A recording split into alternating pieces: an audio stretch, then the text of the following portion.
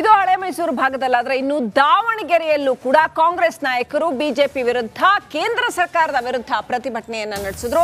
ಚೊಂಬು ಪ್ರತಿಭಟನೆ ಅಂತ ಚೊಂಬು ಹಿಡಿದು ಪ್ರತಿಭಟನೆಯನ್ನ ನಡೆಸಿದ್ರು. ಕೇಂದ್ರ ಬಜೆಟ್ನಲ್ಲಿ ಕರ್ನಾಟಕಕ್ಕೆ ಅನ್ಯಾಯ ಆಗಿದೆ ಅನ್ನೋ ಆರೋಪ ಇಟ್ಕೊಂಡು ಬಿಜೆಪಿ ಕಚೇರಿಗೆ ಮುತ್ತಿಗೆ ಹಾಕೋದಕ್ಕೆ ಕಾಂಗ್ರೆಸ್ ನಾಯಕರು ಯತ್ನಿಸಿದ್ರು. ಪ್ರತಿಭಟನಾ ನಿರತ ಕಾಂಗ್ರೆಸ್ ಮುಖಂಡರನ್ನ ಪೊಲೀಸರು ವಶಕ್ಕೆ ಪಡೆದಿದ್ದಾರೆ.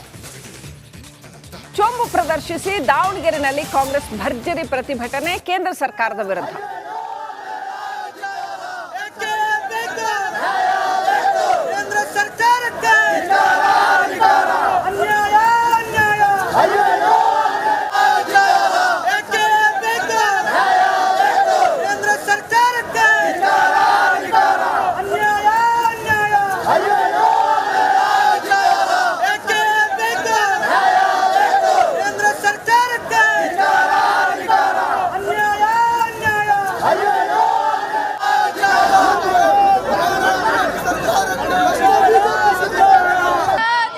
ಇವತ್ತು ನಾವು ಬಿಜೆಪಿ ಸರ್ಕಾರದ ಭದ್ರಾ ಮೇಲೆ ಕೇಂದ್ರದಿಂದ ನಮಗೆ ಭದ್ರಾ ನಾಲೆಗೆ ಯೋಜನೆಗೆ ಯಾವುದೋ ಅದು ಸಿಕ್ಕಿಲ್ಲ, ಅನ್ಯಾಯ ಆಗಿದೆ. ಮತ್ತೆ ಅಕ್ಕಿ ಇದು ಭಾರತ್ ಅಕ್ಕಿ ಕೊಡ್ತೀವಿ ಅಂತ ಹೇಳಿದ್ರು, ಅದನ್ನು ನಮಗೆ ಸಿಕ್ಕಿಲ್ಲ.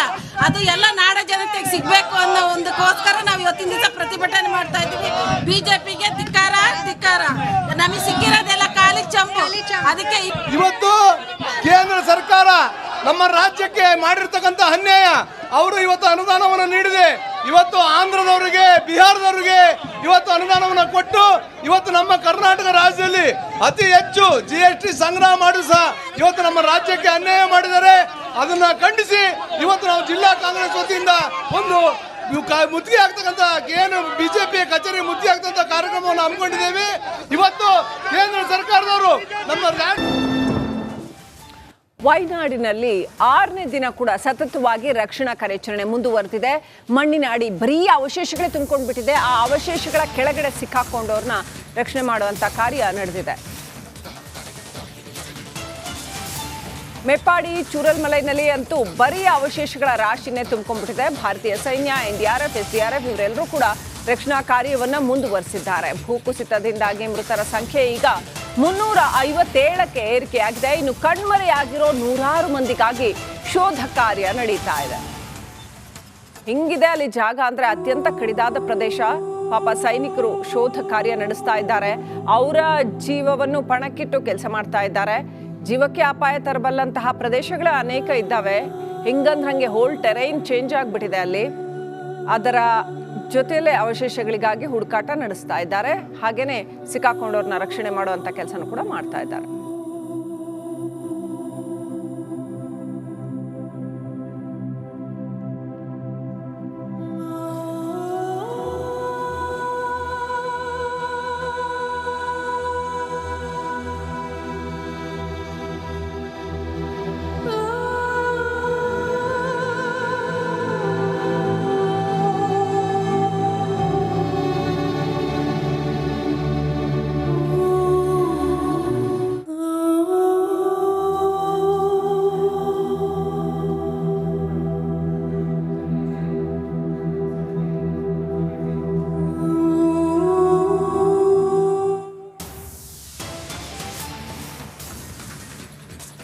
ವಯನಾಡಿನ ದುರಂತದಲ್ಲಿ ಮಾನವೀಯ ಸೆಲೆಗಳು ಕೂಡ ಉಕ್ಕುತ್ತಾ ಇದ್ದಾವೆ. ಸೈನಿಕರಿಗೆ ಪುಟ್ಟ ಬಾಲಕನೊಬ್ಬ ಹೃದಯ ಸ್ಪರ್ಶಿ ಪತ್ರವನ್ನ ಬರೆದಿದ್ದಾನೆ. 3ನೇ ತರಗತಿ ವಿದ್ಯಾರ್ಥಿ, ವಯನಾಡಿನ ರಾಯನ್ ಅನ್ನುವಂಥ ಒಂದು ವಿದ್ಯಾರ್ಥಿ ಪತ್ರ ಬರೆದಿದ್ದಾನೆ. ದುರಂತದಿಂದ ಊಹಿಸದಷ್ಟು ಹಾನಿ ಆಗಿದೆ. ನೀವು ಕೇವಲ ಬಿಸ್ಕತ್ ಸೇವಿಸಿ ಹಸಿವು ನೀಗಿಸಿಕೊಂಡ್ರಿ ಅಂತ ಪತ್ರ ಬರೆದಿದ್ದಾನೆ. ಬರೀ ಬಿಸ್ಕತ್ ತಿಂದು ನೀವು ಅಷ್ಟು ದೊಡ್ಡ ಸೇತುವೆಯನ್ನ ನಿರ್ಮಾಣ ಮಾಡಿದ್ರಿ, ಅದನ್ನ ನೋಡಿ ನಾನು ಭಾವುಕನಾದೆ ಅಂತ. ಸೊ ಏನೇನಿದೆ ಆ ಪತ್ರದಲ್ಲಿ ಅನ್ನೋದು ಎಷ್ಟು ಚಂದ ಬರೆದಿದ್ದಾನೆ. ಪುಟಾಣಿ ಕೈಗಳಲ್ಲಿ ಪುಟ್ಟ ಹುಡುಗ ಬರೆದಿರ್ತಕ್ಕಂಥ ಪತ್ರ. ಮುದ್ದು ಮುದ್ದಾದ ಅಕ್ಷರದಲ್ಲಿ ಭಾವನೆಗಳನ್ನ ತುಂಬಿ, ಸೈನ್ಯಕ್ಕೆ ಗೌರವವನ್ನು ತುಂಬಿ ಈ ಹುಡುಗ ಪತ್ರ ಬರೆದಿದ್ದಾನೆ. ನೀವು ಬರೀ ಬಿಸ್ಕತ್ ತಿಂದು ನಮಗೆ ಅಷ್ಟು ದೊಡ್ಡ ಸೇತುವೆಯನ್ನ ಕಟ್ಟಿಕೊಟ್ರಿ, ನಾನು ಮುಂದೊಂದಿನ ದೊಡ್ಡವನಾದ್ಮೇಲೆ ಭಾರತೀಯ ಸೈನ್ಯವನ್ನ ಸೇರ್ತೀನಿ ಅಂತ ಬರೀತಾನೆ ಆ ಹುಡುಗ. ಇನ್ನೆಂಥ ಅದ್ಭುತವಾದಂಥ ಮಾನವೀಯ ಸ್ಪಂದನೆ ಇರಬೇಕು. ಹಾಗೆಯೇ ರಾಯನ್ ಪತ್ರಕ್ಕೆ ಸೈನ್ಯದ ಅಧಿಕಾರಿಗಳು ಅಷ್ಟೇ ಚೆನ್ನಾಗಿ ಪ್ರತಿಕ್ರಿಯೆ ವ್ಯಕ್ತಪಡಿಸಿದ್ದಾರೆ. ನಿನ್ನ ಮನಪೂರ್ವಕ ಮೆಚ್ಚುಗೆ ನಮ್ಮನ್ನ ಪುಳಕಗೊಳಿಸಿದೆ, ಸಂಕಷ್ಟದಲ್ಲಿ ನಾವು ಆಶಾವಾದ ಹೊಂದಿರ್ತೀವಿ ಅಂತ. ನಿನ್ನ ಪತ್ರ ಇದನ್ನ ಮತ್ತೊಮ್ಮೆ ಸಾಬೀತುಗೊಳಿಸಿದೆ ಅಂತ ಅವನಿಗೆ ವಾಪಸ್ ಪತ್ರ ಬರ್ತಿದ್ದಾರೆ. ನಿನ್ನಂಥ ಹೀರೋಗಳು ನಮ್ಮನ್ನ ಪ್ರೇರೇಪಣೆಗೊಳಿಸ್ತಾರೆ, ನೀನೇ ನಮಗೆ ಇನ್ಸ್ಪಿರೇಷನ್ ಅಂತ. ನೀನು ಸೈನ್ಯದ ಸಮವಸ್ತ್ರವನ್ನ ಧರಿಸಿ ನಮ್ಮ ಜೊತೆ ನಿಲ್ಬೇಕು ಅಂತ. ಎಷ್ಟು ಚಂದ ಇದ್ದಾರೆ ನೋಡಿ, ಪುಟ್ಟ ಹುಡುಗ ಬರೆದಿರೋ ಅಂತ ಒಂದು ಮಾನವೀಯ ಸ್ಪಂದನೀಯ ಪತ್ರ. ಮೈನ್ಯೂಟ್ ಮ್ಯಾಟರ್ ಮೋಸ್ಟ್ ಅಂತಾರೆ ಇಂಗ್ಲೀಷಲ್ಲಿ. ಅಂದರೆ ಸಣ್ಣ ಸಣ್ಣ ವಿಷಯಗಳು ಕೂಡ ತುಂಬಾನೇ ಮುಖ್ಯ ಆಗತ್ತೆ ಅಂತ ಎಷ್ಟೊಂದು ಸಾರಿ. ಅಂಥದ್ದೇ ಒಂದು ಸಂದರ್ಭ ಇದು ಅಂತಾನೆ ಹೇಳಬೇಕು. ಪುಟ್ಟ ಬಾಲಕ ಇದನ್ನೆಲ್ಲ ನೋಡಿ ಸೈನ್ಯಕ್ಕೆ ಪತ್ರ ಬರೆದಿದ್ದಾನೆ. ಅವರು ಅಷ್ಟೇ ಚೆನ್ನಾಗಿ ರಿಯಾಕ್ಟ್ ಮಾಡಿದ್ದಾರೆ.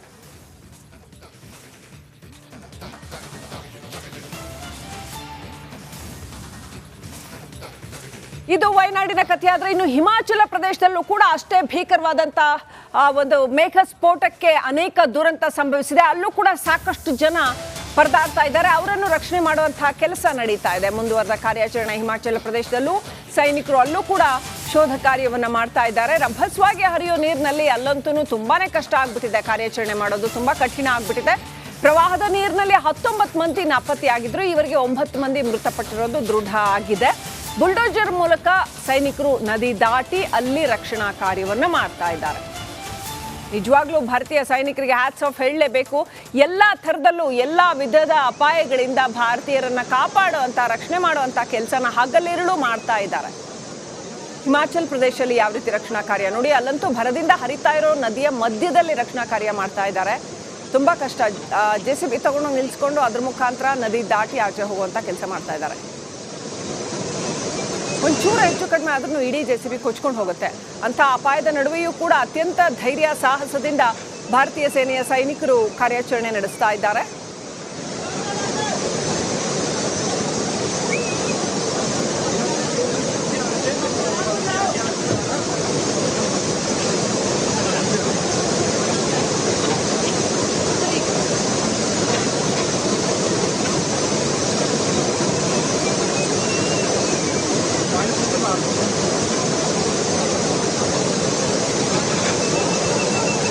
ರಕ್ಷಣಾ ಕಾರ್ಯಾಚರಣೆಗೆ JCBಯನ್ನು ಕೂಡ ಆ ಕಡೆ ತಗೊಂಡೋಗ್ಬೇಕು. ಅವರು ಕ್ರಾಸ್ ಮಾಡಿಕೊಂಡು ನದಿಯನ್ನ, ಹಾಗೇನೆ ನಾಯಿಗಳನ್ನ, ಶ್ವಾನಗಳನ್ನ ಬಳಸಿ ಅಲ್ಲಿ ರಕ್ಷಣಾ ಕಾರ್ಯಾಚರಣೆ ಅಂದ್ರೆ ಮೃತಪಟ್ಟವರ ಶೋಧ ಕಾರ್ಯಕ್ಕೆ ನಾಯಿಗಳನ್ನ ಕೂಡ ಬಳಸ್ತಾ ಇದ್ದಾರೆ. ಮೇಘ ಸ್ಫೋಟದಿಂದಾಗಿ ಹಿಮಾಚಲ ಪ್ರದೇಶದಲ್ಲೂ ಕೂಡ ಸಾಕಷ್ಟು ಅನಾಹುತ ಆಗಿದೆ. ಭಾರತೀಯ ಸೈನ್ಯ ಅಲ್ಲೂ ಕೂಡ ಕೆಚ್ಚೆದೆಯಿಂದ ಯಾವುದೇ ಥರ ಎದೆಗುಂದಿದೆ ಅಲ್ಲೂ ಕೂಡ ಕೆಲಸ ಮಾಡ್ತಾ ಇದ್ದಾರೆ. ಬಹಳ ಪ್ರಯತ್ನ ಹಾಕಿ ಅಲ್ಲಿ ಮೃತಪಟ್ಟವರನ್ನ ಅವರ ದೇಹಗಳಿಗಾಗಿ ಶೋಧ ಕಾರ್ಯಾಚರಣೆ ನಡೆದಿದೆ.